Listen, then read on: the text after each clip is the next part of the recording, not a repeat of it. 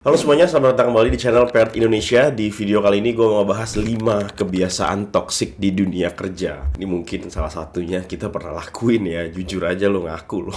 Kenapa gue bahas ini? Karena memang di dunia kerja itu kan pasti banyak banget ya jenis-jenis atau tipe-tipe kelakuan orang, karakter-karakter orang ya di dalam kantor itu gitu ya. Ada yang baik, ada juga yang ngeselin. Nah, dari berbagai kondisi yang mungkin kalian juga sering hadapin, di video kali ini gue mau ngebahas 5 kebiasaan toksik yang sering terjadi di dunia kerja, yang mana jelas semua ini harus kita hindarin ya, kalau kita nggak mau dijauhin sama orang-orang atau sama anak-anak kantor dan bikin males semua orang ya. Jadinya ya itu akan menghambat diri kita sendiri nantinya. Oke, langsung aja kita mulai. Yang pertama adalah micromanagement ya. Ini adalah istilah yang sering banget diucap ya, sering banget diomongin di berbagai kalangan, karena memang ini adalah salah satu aktivitas yang menurut gue agak gengges ya, agak mengganggu gitu loh. Ini penjelasannya gimana sih micromanagement itu ya? Jadi ini tuh lebih ke arah atasan kali ya, yang mungkin terlalu mengatur bawahannya dalam setiap detail pekerjaan. Ini tentu saja dapat mengurangi rasa percaya diri dan inisiatif dari karyawannya gitu ya, dan ini akan sangat berdampak kepada karyawan, dan karyawan jadi merasa nggak dipercaya gitu, dan juga pastinya kreativitas terhambat, dan apalagi kalau dilakukan ini secara berlebihan, pastinya ini akan bikin stres kita gitu ya sebagai karyawan. Tapi di sini gue mau ngasih catatan sedikit terkait micromanagement. Kita sebenarnya nggak bisa menyalahkan 100% bos kita itu kalau misalnya mereka adalah orang yang micromanagement ya. Pada dasarnya mereka itu melakukan micromanagement bisa aja itu karena kitanya sebagai karyawan yang nggak mengerjakan dengan baik gitu, atau mungkin dia malah nggak dikerjain gitu ya. Jadi hati-hati kalau misalnya kita memang punya atasan yang micromanagementnya itu tinggi gitu, atau sering ngatur-ngatur kita sampai ke level bawah. Memang itu secara communications harus dibicarakan ya, dan harus disepakati apa saja yang mungkin perlu diatur atau enggak. Tapi kita juga harus cari tahu kenapa bos kita itu melakukan itu. Apakah memang karena memang karakter dia aja yang kayak gitu, atau memang karena kitanya atau kerjaan kitanya nggak beres gitu. Jadi itu harus ada analisisnya di kedua sisi ya. Nggak bisa kita menyalahkan bos kita aja gitu. Oke, kebiasaan toksik yang kedua adalah no empathy, atau tidak adanya empathy atau kurang empati gitu ya. Di sini gue mau menjelaskan bahwa ketika seorang karyawan itu berbagi kesulitan di tempat kerja, biasanya boro-boro menawarin bantuan tapi malah dijudge atau malah dihindarin atau malah dihakimin gitu ya. Tentu saja kalau misalnya kita tidak punya empati ke tim kita, ke orang-orang yang ada di tim kita, itu nanti akan berdampak kepada karyawan itu atau orang lain itu yang ada di tim kita tuh merasa terisolate gitu ya, terisolasi, dan juga tidak nyaman untuk sharing problem atau share masalah, dan juga pasti akan menurunkan semangat kerja. Jadi juga ini kalau misalnya kalian ada teman di kantor yang butuh bantuan, atau kalian punya teman yang lagi kesulitan di kantor, coba kalian tanya, diskusi. Dan kalau misalnya kalian menemukan teman kalian itu share tentang problem di kantor, ya coba aja saling sharing gitu. Jangan menutup diri, dan juga jangan antipati terhadap problem-problem yang dihadapi oleh tim kita atau teman-teman kita. Bantuin, minimal didengerin, dan minimal ada diskusinya lah gitu ya. Kemudian kebiasaan toksik yang ketiga adalah budaya blaming ya, atau budaya nyalahin orang atau nyari kambing hitam gitu. Budaya blaming ini penerapannya biasanya ketika ada satu masalah atau terjadi satu kesalahan gitu ya dalam proses pekerjaan misalnya, itu boro-boro kita mencari solusinya bagaimana gitu ya. Yang terjadi malah kita saling menyalahkan antar rekan kerja. Nah, ini bahaya. Jadi kalau ada satu kesalahan, bukan sekedar menyalahkan siapanya, tapi juga mencari tahu masalahnya ini kenapa gitu. Jadi jangan cuma nyalahin doang. Tapi memang tetap pertanggungjawabannya harus ada gitu ya kalau misalnya memang ada kesalahan. Tapi jangan nyalahinnya doang. Tetap harus solusinya dicari gitu ya. Tentu saja budaya blaming ini akan berdampak kepada tidak adanya perbaikan yang signifikan gitu ya. Dan juga hilangnya rasa tanggung jawab karena tadi ya, jadi kesalahan malah disalah-salahin,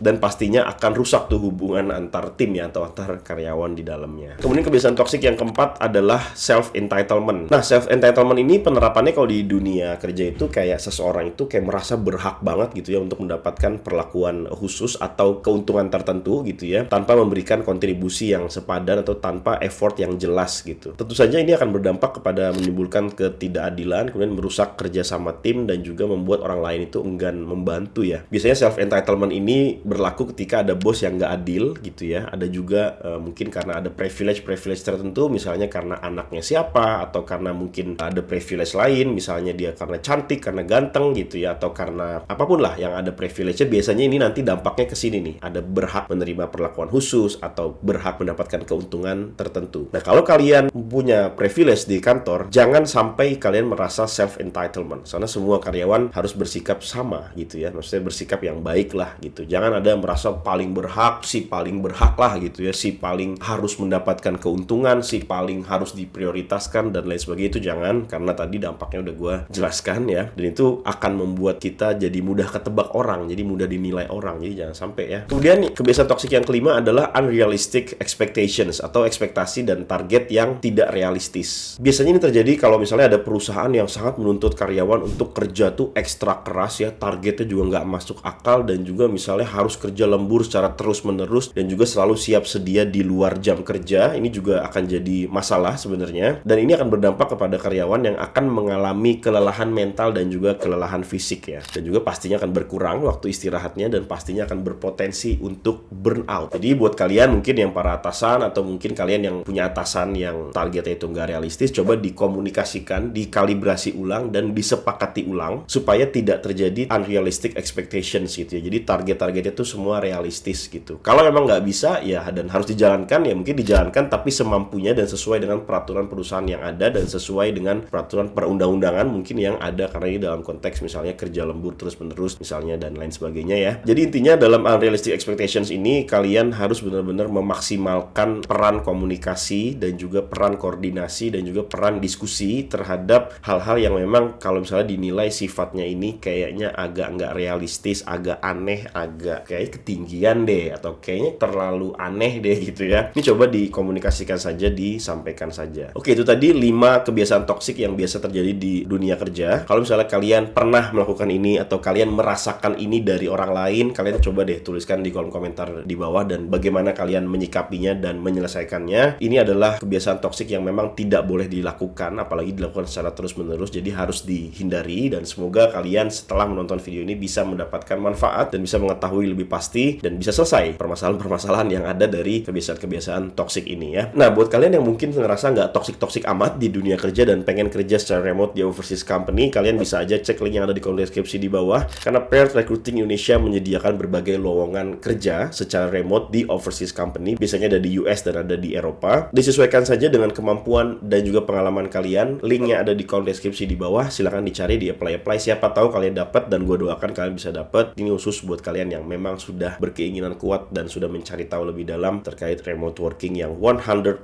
remote working beneran, bukan kaleng-kaleng, bukan tipu-tipu ya. Cek linknya yang ada di kolom deskripsi di bawah. Oke, mungkin itu aja untuk video kali ini. Jangan lupa di like video ini apabila kalian menyukainya. Jangan lupa juga di subscribe channel ini buat kalian yang pengen nonton video-video kayak gini lagi selanjutnya. Jangan lupa juga diaktifkan bell notification-nya supaya kalian gak ketinggalan saat ada video baru di upload. Terima kasih sudah menonton video ini. Gua Billy Dolmen dan sampai bertemu lagi di video selanjutnya.